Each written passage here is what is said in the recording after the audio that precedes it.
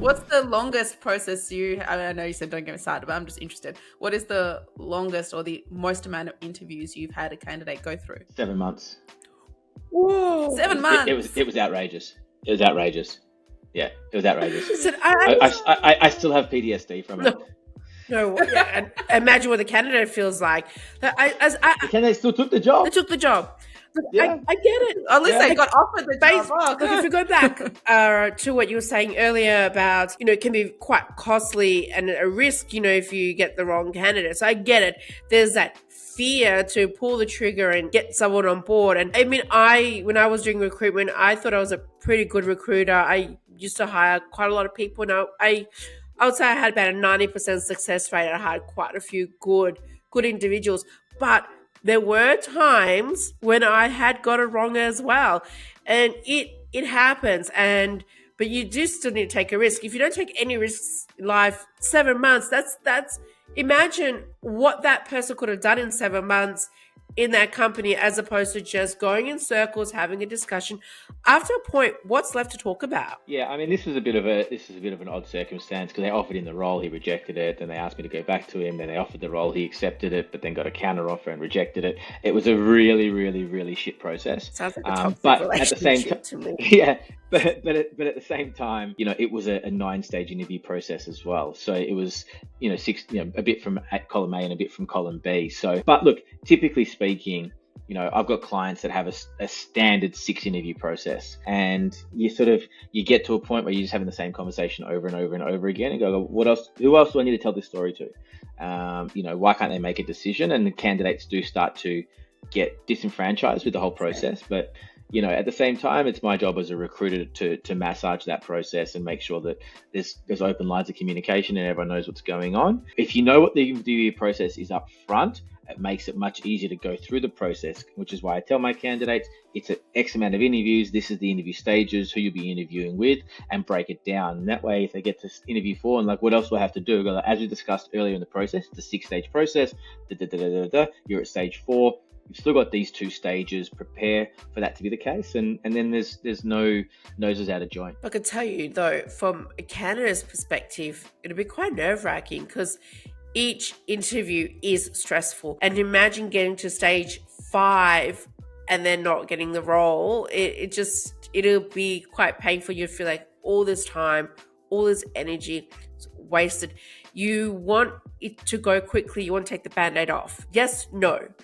So I can move on or get excited, whatever. That can also be counterproductive. I've got other clients that have 1 to 2 stage interview processes, and sometimes that can be too much of a baptism of fire. And I've actually had to tell certain clients, you need to interview this person again. No, we're ready to hire, we're ready to offer. But no, you need to interview this person again, because they're not fully convinced. You need to understand that whilst you might be ready to make an offer and give this person a go, and that's fantastic, you need to court this person. You need to make them feel comfortable that you need to make them want it more. They want the role, they want to work with you, but they still need to get their head around the fact that they're going to leave their current employer because I've headhunted them. So it can go the other way as well, where it's a little bit too much too quick, and it's a baptism of fire. And it's last weekend I was chatting with my boss over a beer, talking about how good the quarter was, and now we're 4 days on and I'm about to resign because I've had 2 interviews in 2 days, and I've got an offer in my hand for an extra 30 grand on the salary.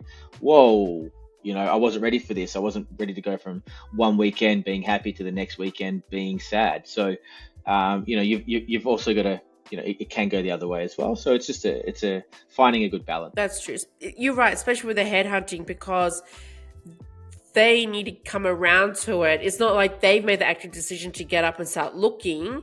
It's something that they need to process, and that takes time, because it is a big life choice. It's a risk for them as well. It's not like they have nothing. They got a lot to lose. So, and on that note, for your clients or what have you that might be active job seekers or might be passive job seekers, whatever the case is, just be prepared for it. Just be prepared to have those conversations and roll with the punches. Don't be afraid of the It's complicated. We're not all that bad. No. End of the day, everyone, we're all human. people. Yeah, that's We right. all want That's the right. same thing. So And that's the thing about seeing the human behind the profile, as well, right? As recruiters, sometimes we do get a little bit not transactional, but like we've got so many candidates to get through, so many people to talk to, so much to weed through, so many dragons to slay to get to the princess, so to speak, that we can sometimes forget about the human element, and it can become a bit of a number, if that makes sense. If I've got and that's the thing about applying for job ads. You've got to understand that you could be one of 40, 50 applicants that have applied for this job.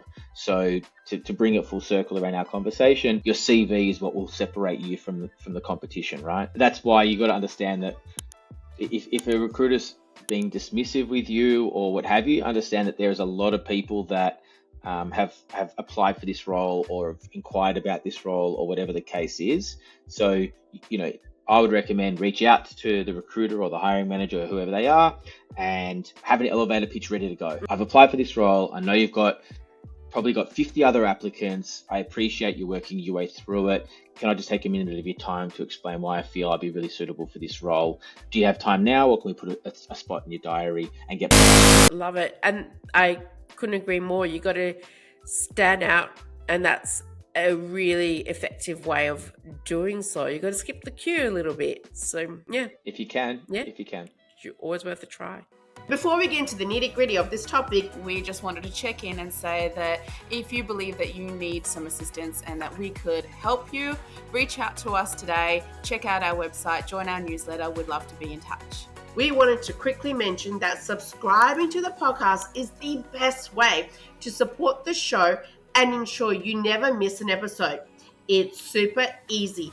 Just click the subscribe button whenever you're listening. Thanks for tuning in. So we've got a few last questions to pick your brain about, and it's about the future of recruitment. Whether you have any insight, with AI and tech and everything evolving so quickly, can you see a different future for recruitment? So I'm frequently asked this question, to be honest, in recent times with ChatGPT and so forth, and some people forgetting, or not forgetting, but some people are associating those sort of AI tools to the end of the recruitment industry as a whole. And the reality is that recruitment, whether it's as a recruiter or as a business, is a human-centric function. An AI will not be able to replace building a relationship. An AI will not be able to replace convincing somebody that an opportunity is worth pursuing.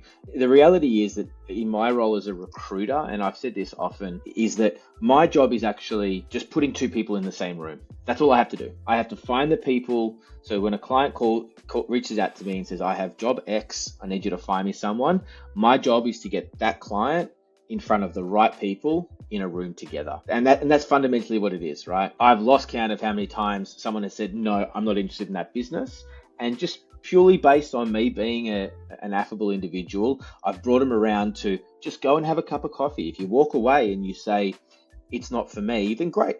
You walk away and you say, it's not for you, you'll not hear from me on the matter again. I'm not going to pursue it further. Don't look at our external perception. Like I had somebody yesterday go, oh yeah, I had experience with that company 13 years ago. I was like, probably a little bit unfair to assess this company's suitability or capabilities based on what they did 13 years ago, because what you were doing 13 years ago was equally as irrelevant today as what they were doing 13 years ago. Go and have a chat to them. Go and meet with them.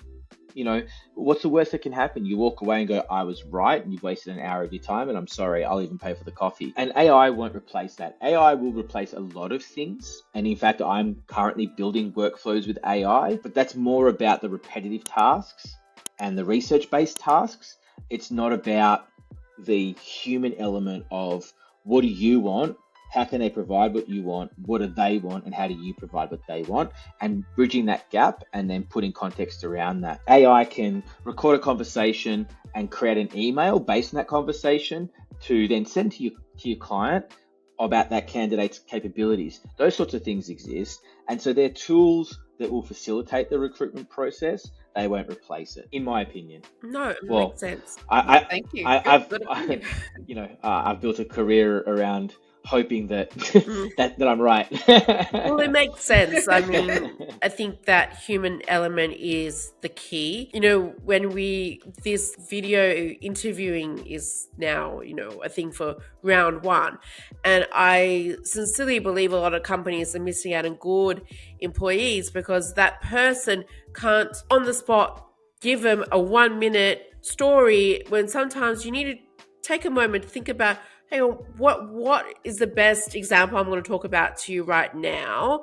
You're basically asking people to practice their elevator pitch in less than 60 seconds.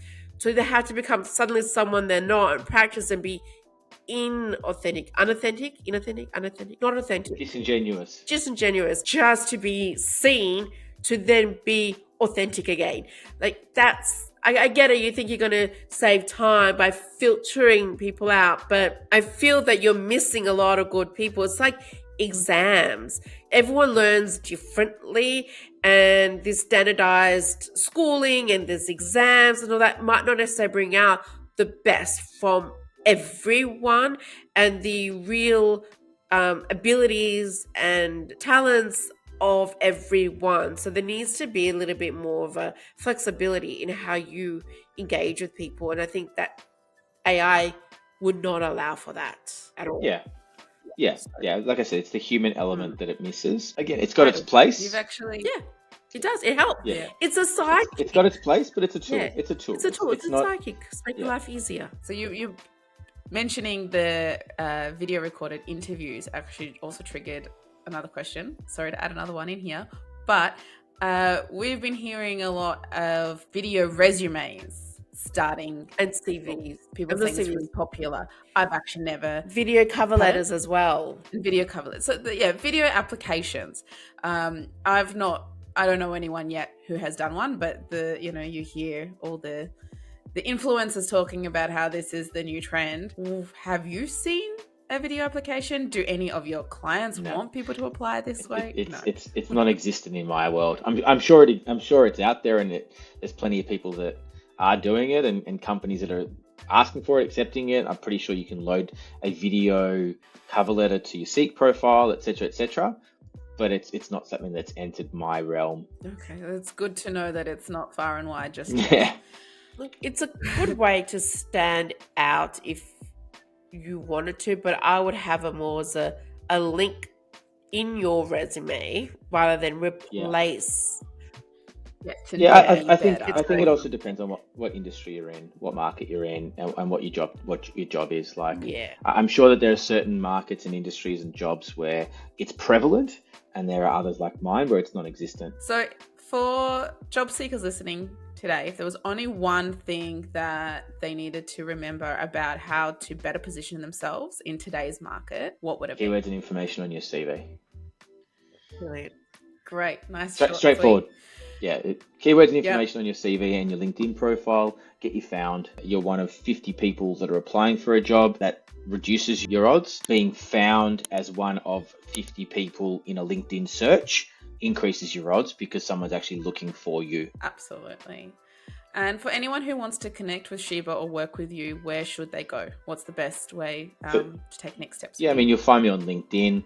As I said, I'm more client driven, so I'm not the sort of recruiter that will typically take somebody and help them find a job. But certainly, if you're in the technology space, I'm always happy to connect. And if something comes up, then obviously first degree connections mean I can have a direct conversation with you rather than, having to send you an invitation to connect and then talk and then whatever. It shortens the workflow. Amazing. Thank you so much, Zvi. It was great. No worries. Thank you for your time, ladies. Thank you.